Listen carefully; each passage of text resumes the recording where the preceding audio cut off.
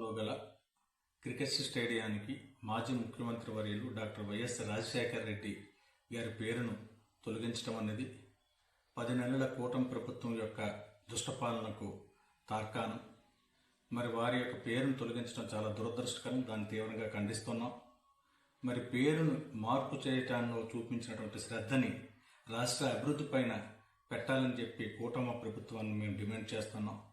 మరి అదే కాకుండా ఆనాడు ఈ ప్రభుత్వం ఏర్పడటానికి అనేకమైన వాగ్దానాలు ఇచ్చారు. నమ్మి మీకు ప్రజలు విజయాన్ని ఇచ్చారు. ఏవైతే మీరు వాగ్దానాలు ఇచ్చారో ఆ వాగ్దానాలన్నీ కూడా 100% నిర్వర్తించడానికి ప్రయత్నించాలి, కృషి చేయాలి, వారందరిని ఆదుకునే కార్యక్రమం చేయాలని మిమ్మల్ని కోరుకుంటూ, మరి ఏదైతే తొలగించినటువంటి స్థానాన మళ్ళీ ఆ పేరును మీరు మళ్ళీ డాక్టర్ వైఎస్ఆర్ స్టేడియంగా నామకరణం చేయాలని చెప్పి డిమాండ్ చేస్తున్నాం. మరి రాష్ట్రాన్ని అభివృద్ధి చేయాలి.